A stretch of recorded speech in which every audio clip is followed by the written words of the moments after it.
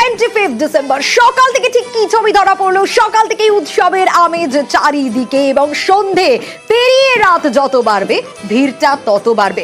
শহর থেকে জেলা বিভিন্ন প্রান্তে আমরা নজর রাখবো। হ্যাঁ, কারণ শীতও এতটা নেই, তাই জমিয়ে হুল্লোড় করতে পারছে সকলে।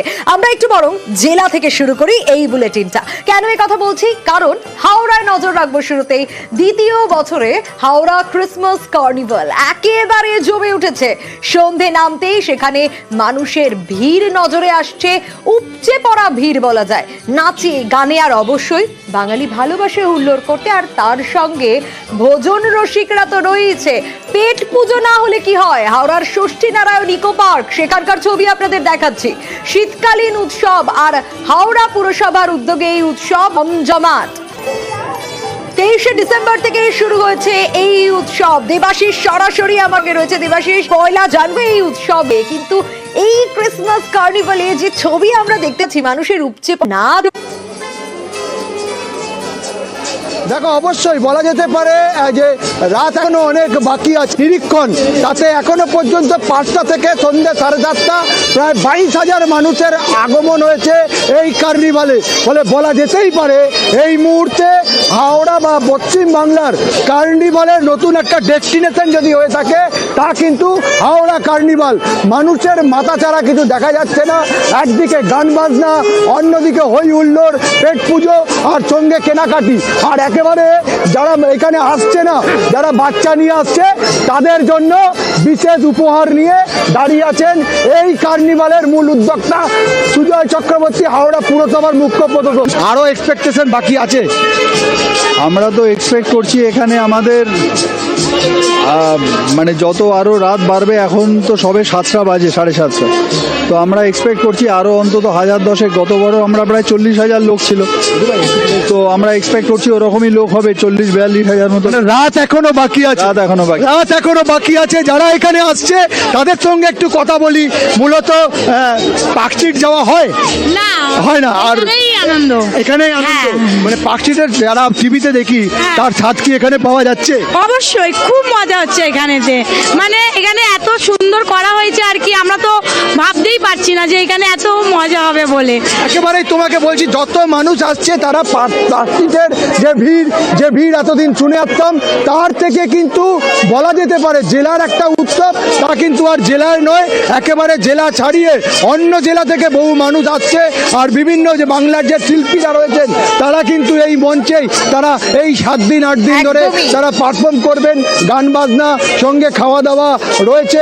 ক্রিসমাস অর্থাৎ একেবারে সান্টা ক্লজের সঙ্গে সেলফি তোলার ব্যবস্থা, সব রকম ব্যবস্থা দেখাতে বলবো ক্যামেরা পার্সন রাজু ভুইয়াকে। বাদিকে যে মানুষের যে ঢোকার জায়গা তা কিন্তু কার্যত পুলিশকে হিমশিম খেতে হচ্ছে। 8 থেকে 80 এখন একটাই ডেস্টিনেশন, তা হচ্ছে হাওড়ার কার্নিভাল। আর যা এই মুহূর্তে চলছে হাওড়া ডুমুরজলা এলাকায়, যেখানে 8 থেকে 80 প্রত্যেকটা মানুষ তারা কিন্তু উপভোগ করছেন এই কার্নিভালকে। একদমই দেবাশিস, এক টুকরো পার্ক স্ট্রিট এখানেও দেখা যাচ্ছে। বেশ, ক্রিসমাসে শহর থেকে জেলা বিভিন্ন প্রান্তে আমরা নজর রেখেছি। এবার নিয়ে যাব আপনাদের বাঁকুড়ায়, কারণ সেখানে চলছে ক্রিসমাস কার্নিভাল আর তাতেই মেতেছে জেলার 8 থেকে 80 সকলে। একেবারে বাঁকুড়ার বাইপাসের গ্রিন গার্ডেন, সেখানেই এদিন ক্রিসমাস কার্নিভালের আয়োজন করা হয়েছে। আর সেই ছবি আপনাদের দেখাচ্ছি, আনন্দে মাতোয়ারা সকলে। ছবিটা দেখাচ্ছি আর তারই পাশাপাশি এখনকার ছবিটা একটু জানতে চাইবো প্রিয়ব্রতর কাছ থেকে। সরাসরি প্রিয়ব্রত রয়েছে আমার সঙ্গে। প্রিয়ব্রত, ছবিটা তো দেখতে পাচ্ছি ছোট থেকে বড় সকলে মিলে ভিড় জমিয়েছে এই কার্নিভালে।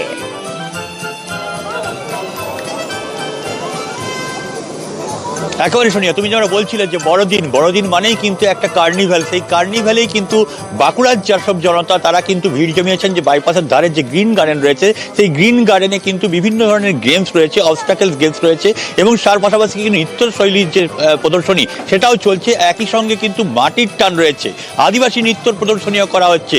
এই গ্রিন গার্ডেনে প্রচুর মানুষ কিন্তু দুপুর থেকেই ভিড় জমিয়েছেন। এখন প্রায় 7:30 বাজে। মানুষজন আস্তে আস্তে হয়তো কিছুটা শীত বাড়ছে এবং শহরমুখী হওয়ার চেষ্টা করছে, কিন্তু তাহলেও যে ঠিক থেকে ভিড় তুমি দেখতে পাচ্ছ ছবিতে, তাতে কিন্তু এখনো ভাটা পড়েনি এবং প্রায় বলা চলে যে 10টা পর্যন্ত এই কার্নিভ্যাল চালানো হবে, যারা উদ্যোক্তাদের পক্ষ থেকে বলা হয়েছে, এবং টান্ডিয়া নাচ আছে, এর পাশাপাশি কেক কাটার আয়োজন করা হয়েছে। সবে মিলিয়ে একটা সন্ধ্যাবেলা জমাটি সন্ধ্যাবেলার আয়োজন করেছে এই কার্নিভ্যালে। সেখানেই কিন্তু ভিড় জমিয়েছেন বাঁকুড়ার 8 থেকে 80 এবং তারা কিন্তু সন্ধ্যে থেকে একেবারে উপভোগ সেই করছেন ছবিটাই আমরা দেখতে পাচ্ছি। বেশ প্রিয়ব্রত, এই ছবিটা যখন দেখাচ্ছি, এর পাশাপাশি অন্যান্য জেলার অন্যান্য প্রান্তগুলোতেও তো নজর রাখতে হবে। শ্রীরামপুরের ছবিটা একটু দেখাই। বড়দিন উপলক্ষে একেবারে শ্রীরামপুর সেন্ট ওলাভ চার্চ, সেখানে জনসমুদ্র বলা যায়। অগণিত পর্যটক ভিড় জমিয়েছে শ্রীরামপুর শহরে এবং সেখানে রয়েছে সান্টা ক্লজ, তার সঙ্গে চলছে সেলফি। সরাসরি নজর রাখবো, আমার সঙ্গে রানা রয়েছে, এখনকার ছবিটা তুলে ধরবে। রানা, যত রাত বাড়ছে ভিড়টা যে বাড়ছে তা বলার অপেক্ষা রাখে না। গতকালে তুমি ছবি দেখাচ্ছিলে ওলাভসের, একেবারে জনসমুদ্র তো আজ ক্রিসমাসের দিন।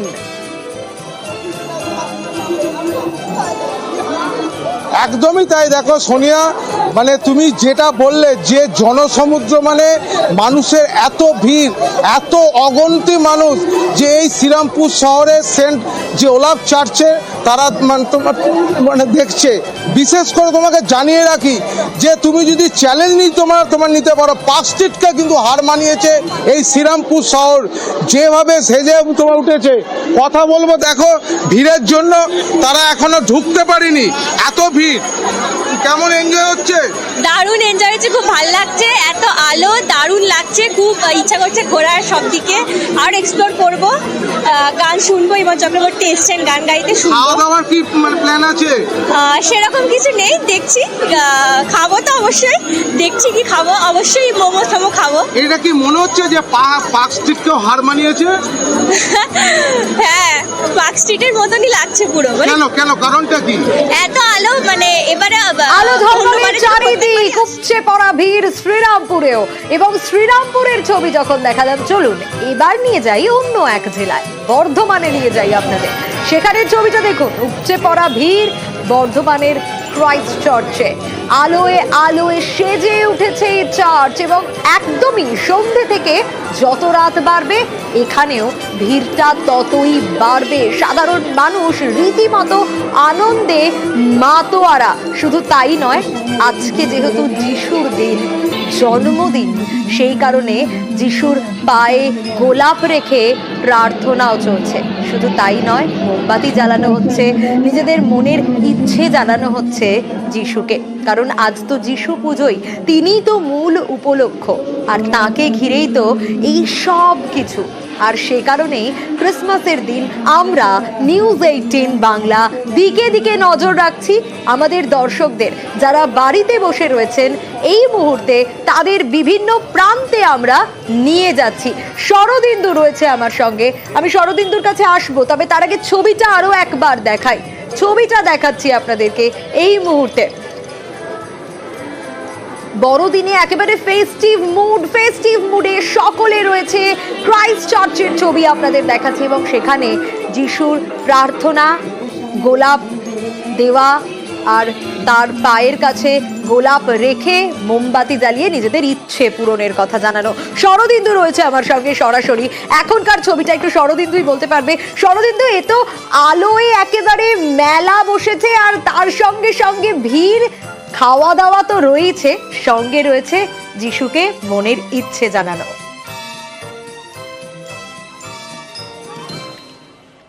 একদমই তুমি যেমনটি বলছিলে, বর্ধমানের ক্রাইস্ট চার্চ, এবং এখানে দেখা যাচ্ছে যে সন্ধ্যের পর রাত যত বাড়ছে ততই কিন্তু ভিড় উপচে পড়ছে। প্রচুর মানুষ, অগণিত মানুষ তারা বড়দিনে চার্চে এসছেন। তারা হয়তো দিনের বেলায় ছিলেন, তারা হয়তো পিকনিকে ছিলেন বা অন্য কোনো জায়গায় গিয়েছিলেন, কিন্তু সন্ধ্যের পর থেকে তারা সবাই ভিড় করছেন এই চার্চে। তারা যিশুর পায়ে গোলাপ দিচ্ছেন, মোমবাতি জ্বালছেন, যিশুর কাছে প্রার্থনা দিচ্ছেন, প্রার্থনা জানাচ্ছেন, এবং ছোটোখাটো মেলাও বসেছে এখানে, সেই মেলার মজা উপভোগ করছেন। সব মিলিয়ে বলা যায় যে বড়দিনে এখন বর্ধমানে সব মানুষই চার্চমুখী। সব রাস্তাই যেন চার্চের দিকে এসে মিশেছে, সেই ভিড়টাই কিন্তু এখানে লক্ষ্য করা যাচ্ছে। এবং এখন এবারে শীতটাও কিছুটা কম, যদিও ঠান্ডার একটা আমেজ আছে। সব মিলিয়ে একটা আনন্দ ঘন পরিবেশ এবং বড়দিন উপলক্ষে উৎসব মুখর হয়ে উঠেছে বর্ধমানের এই চার্চে এসে দেখা যাচ্ছে কিন্তু অগণিত মানুষ ভিড় করেছেন এখানে এবং সেই সঙ্গে তারা মেলার আনন্দ উপভোগ করছেন। সব মিলিয়ে বড়দিন বলাই যায় যে একেবারে ক্রিসমাস ট্রি থেকে শুরু করে বিভিন্ন আলোর বাহারে সেজে উঠছে এই চার্চ। এবং এই যে চার্চ, এই চার্চ হচ্ছে ইতিহাস প্রাচীন একটা চার্চ, 200 বছরেরও পুরনো একটা চার্চ এবং কার্জন গেটের কাছেই এই চার্চ তৈরি হয়েছে। একদমই, এবং চার্চমুখী আজ বর্ধমানের মানুষজন বেশ শরদিন্দু।